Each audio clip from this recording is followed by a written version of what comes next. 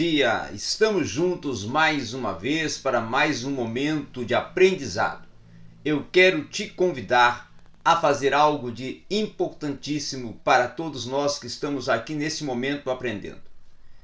Para que você continue tendo cada vez mais esta oportunidade, faça 3 coisas por mim. Primeiro, assista o conteúdo do vídeo até o final. Segundo, compartilhe o conteúdo. Terceiro, dê sempre o seu like. E claro que se não é inscrito, se inscreva neste espaço de aprendizado, de crescimento e de desenvolvimento intelectual. Hoje nós iremos falar, o tema de hoje é sobre o dualismo. Sim, o dualismo. O dualismo é uma teoria de interpretação, tá? Que ela tem por objetivo, por proposta, explicar determinada situação ou âmbito, tá?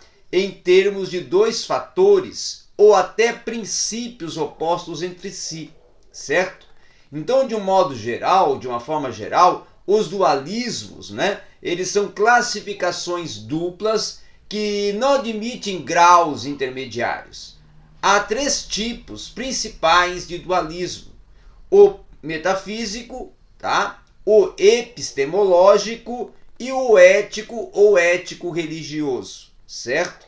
Então, o dualismo metafísico, que propõe e trabalha e discorre sobre os fatos do universo, sendo melhor explicados em termos de elementos, vamos dizer assim, mutuamente irredutíveis, frequentemente até considerados a mente e a matéria sendo sempre essas 2 áreas, esses 2 elementos sendo sempre ressaltados e considerados mente e matéria, certo? Outra coisa, quem vai trabalhar, ou o filósofo que vai abraçar essa proposta e essa tese, defendendo-a, é Descartes. Descartes que vai estar encabeçando esse dualismo, tá? O dualismo metafísico. O pensamento e a extensão, então, é desenvolvida segundo a ótica de Descartes. Até podemos dizer que a mente, para Descartes, é geralmente concebida com experiência, certo? Com experiência, segundo a ótica do dualismo metafísico, tá?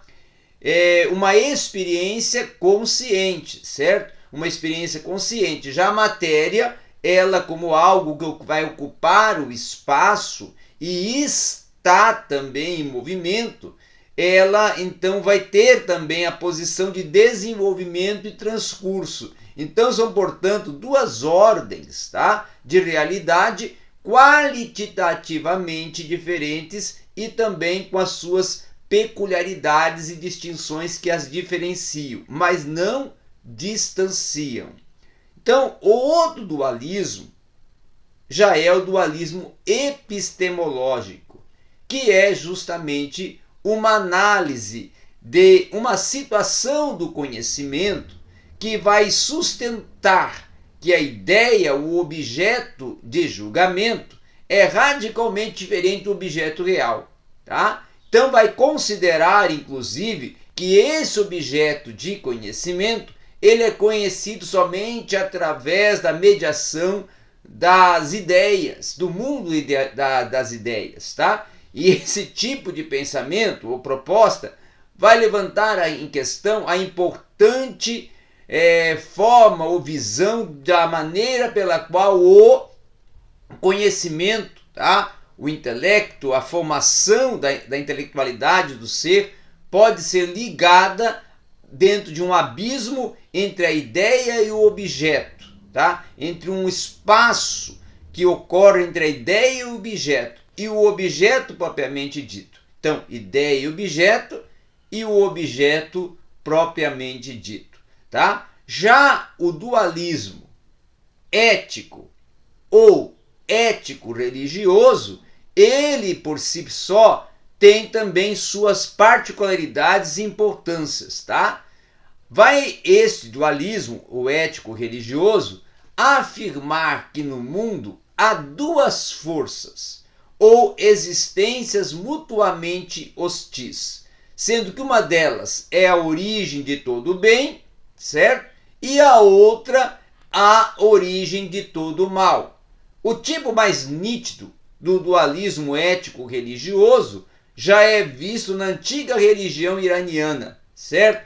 Geralmente, inclusive, associada ao nome de Zoroastro, em que Ahura Mazda e Arimânio, certo, representam a projeção para a cosmologia das forças do bem e do mal e vão também, respectivamente, trabalhar cada um dentro da sua representatividade, tá? Então, vamos dizer assim que Ahura Mazda, as forças do bem, e o Arimânio, as forças do mal.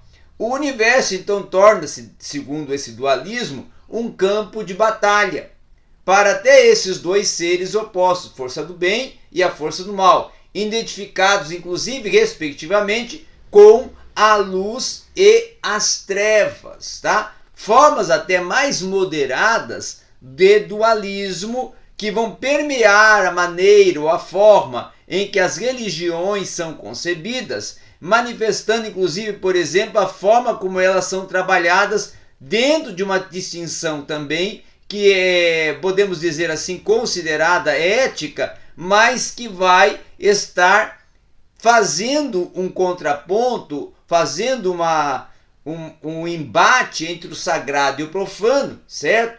Ou até pela análise em termos de Yang e Yin, tá? No pensamento chinês, certo? Aí já usando duas expressões de contexto chinês ou da gramática chinesa.